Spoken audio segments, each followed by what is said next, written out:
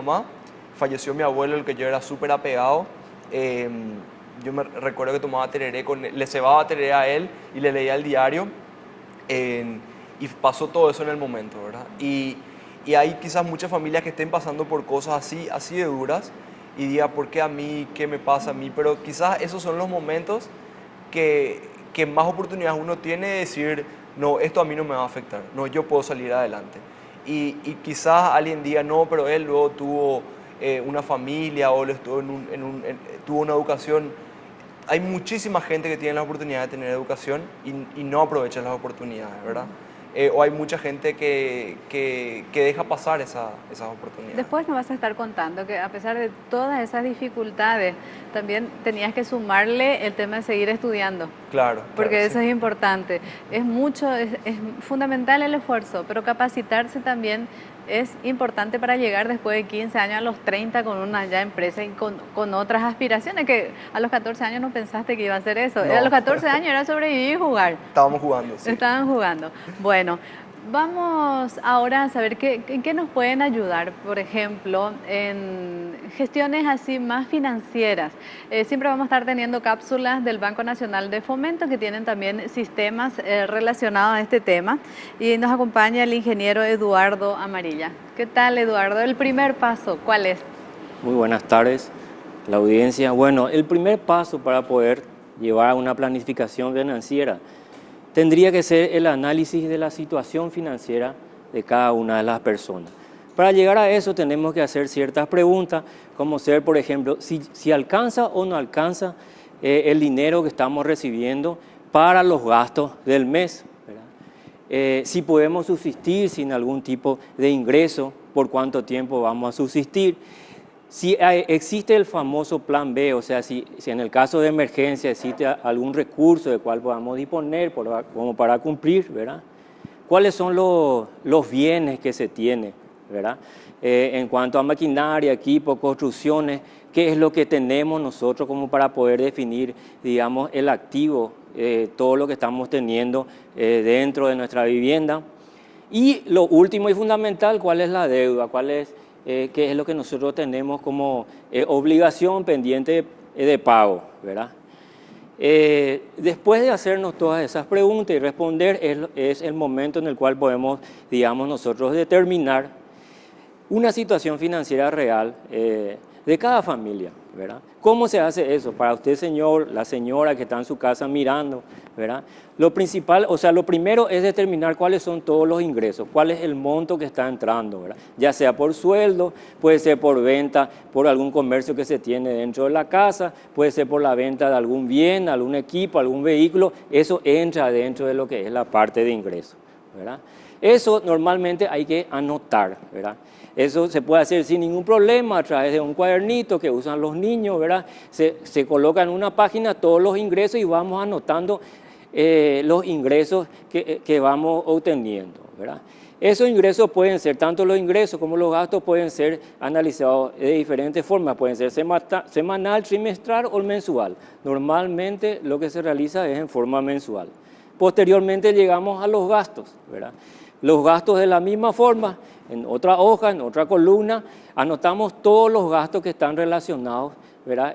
Con el funcionamiento de una familia tipo, por ejemplo, o de cualquier tipo de empresa o microempresario, se anotan los gastos. Y de la diferencia tenemos la diferencia de los ingresos menos los costos, tenemos el saldo remanente, ¿verdad? Que es lo que verdaderamente nos permite a nosotros la capacidad de ahorrar, ¿verdad?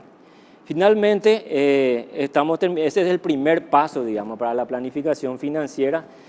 Y antes de finalizar, un punto a tener en cuenta, las tarjetas de crédito. Mucho cuidado con las tarjetas de crédito. Digamos, la oferta es muy linda, ¿verdad? Son muy buenas las ofertas, pero hay que cumplir sobre todo con las cuotas establecidas, no dejar la acumulación de la cuota para evitar inconvenientes posteriores. Muchas gracias. Muchas gracias a vos. Muy buenas recomendaciones, Eduardo. Sí, la tarjeta de crédito vos no tenías. O sea que ese no era tu problema a los 14. No, la tarjeta es veneno, sí. Era por lo menos. ¿Verdad? Sí, en ese momento era prohibitivo. Estábamos diciendo 14 años terminaste el colegio ya con una experiencia de 3 años, digamos, con esta empresa, pero igual sentías de que tenías que seguir capacitándote para seguir creciendo, ¿no?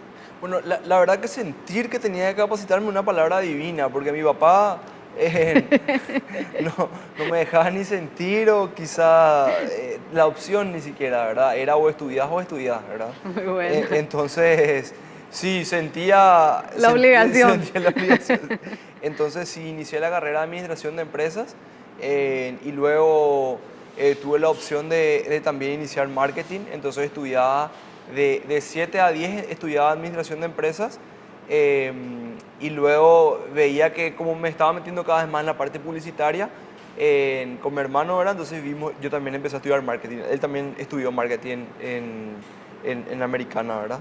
Y entonces terminé la carrera de administración de empresas y de marketing, ¿verdad? Estudiando de 1:30 a 4:30 y de 7 a 10 iba a la facultad. Y a la mañana trabajaba y a la siesta y a la tarde me iba entre medio a mi oficina. Recuerdo que me compré una moto, en ese entonces las motos no es lo que son hoy, ¿verdad? O sea, no había tantas en esa época. Otra vez algo diferente Sí. estabas haciendo. Y iba y venía, ¿verdad? Y entonces ahí tipo estaba gran parte de mi tiempo en la universidad y gran parte del tiempo trabajando, ¿verdad? Tenía un turno noche también, recuerdo, porque las instalaciones no eran grandes, entonces teníamos que trabajar 24 horas en la planta de serigrafía y la planta de confecciones, ¿verdad?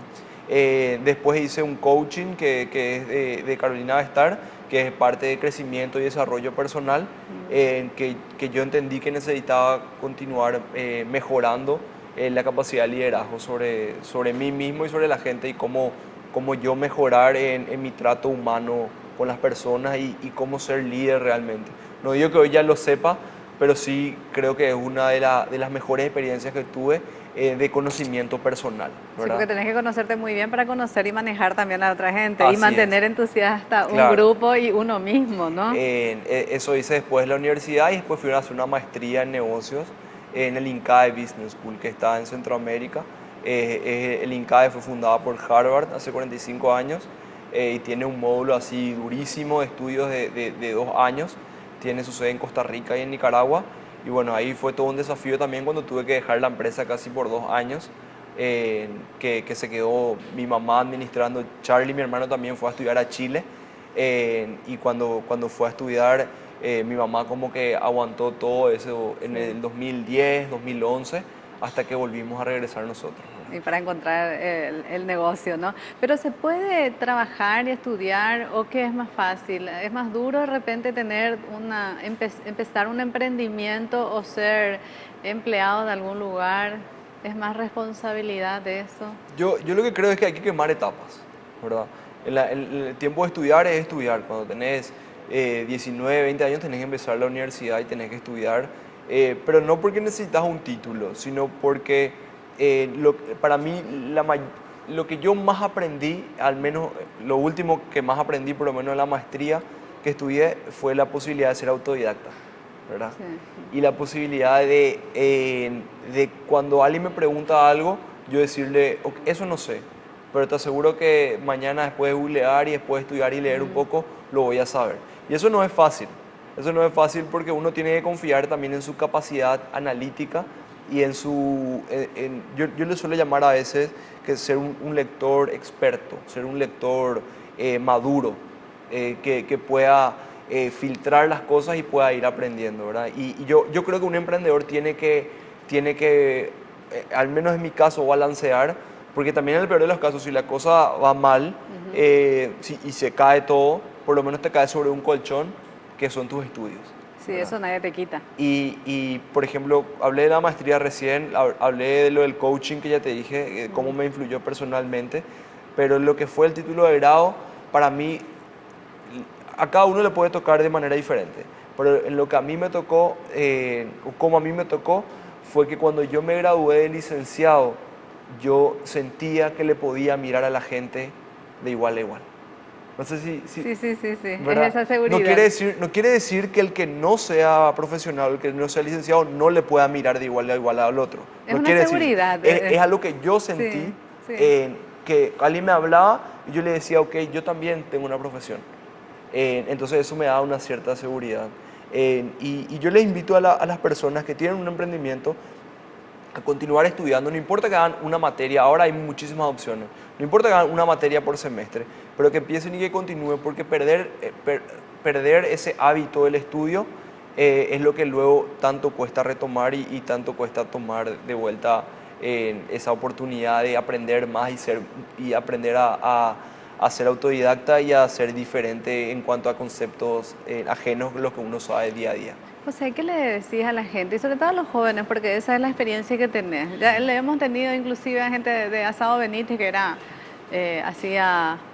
parrillero, según él se califica así. Yo de lo que ellos se califican, digo, es lo que son, ¿verdad? Vos soy parrillero y terminó en esto, hace 21 años, solo, sin dinero y demás. Pero en tu caso, de situación joven y de lo que estábamos diciendo, sobre todo la crueldad de la adolescencia, Sí. por ejemplo, de pasar ese tipo de cosas. ¿Qué le decís? O sea, ¿qué le recomendás? Sabemos que no es fácil también, Ok. pero ¿por qué sí atreverse a hacerlo? Yo creo que no es que todos no podamos ser emprendedores, sino que no todos quieren ser emprendedores, ¿verdad? Entonces, si vos todos los días te levantás y tenés que hacer un esfuerzo para ir a trabajar, a levantarte temprano, o para hacer lo que estás haciendo, o te aburre, o te dormís, o te das cuenta que estás todo el día chateando o en el celular, probablemente no te gusta lo que estás haciendo. Y probablemente lo único que haces el 2 de cada mes es esperar el 31 o el 30 de ese mes, ¿verdad? Y eso a mí no me haría feliz. Entonces yo les invito a hacer las cosas que le hagan felices todos los días con las personas que ellos quieran.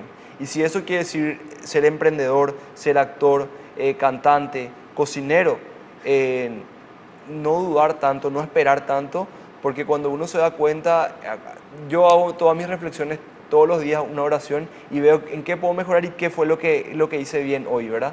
Y yo no me imagino estando un año o 5 años y después decir no hice bien algo. Entonces yo les invito a reflexionar, ahora llega fin de año, Sí, a reflexionar un buen momento. qué fue lo que hicieron y qué quieren hacer.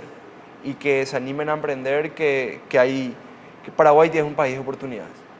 Y acá está todo por hacer y somos más jóvenes y la gente confía en los jóvenes en Paraguay. Sí, absolutamente es así. Y yo creo que eso es lo que tenemos que seguir insistiendo. Y fin de año es importante. Y sobre todo insistir. Nada es fácil, ¿verdad, No, José? no, o sea, nada. no piense, ni siquiera ser empleado es fácil.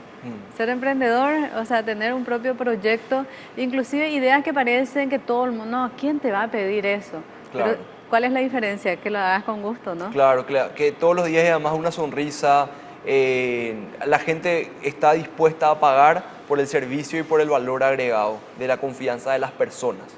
Ese es el valor agregado que nosotros al menos en Think Group queremos entregar y ese es el valor agregado que yo creo que los paraguayos le podemos dar porque somos muy reconocidos por la generosidad, por el buen trato, ¿verdad? Entonces yo creo que nosotros los jóvenes vamos a hacer que Paraguay sea un mejor lugar para vivir. Que Paraguay puede. Sí. Bueno, gracias, José. Me Gracias. encanta. Gracias por la invitación. Bueno, llegamos al final de Paraguay Puede. Nos encontramos nuevamente mañana a partir de las 15 horas. Hoy una historia realmente como para compartir y bueno, simplemente es insistir y si uno tiene un sueño, organizarse y hemos visto hasta este momento, nada fue fácil. Siempre ha sido algún problema, pero hoy lo están pasando muy bien. Así es que nos encontramos nuevamente mañana a partir de las 15.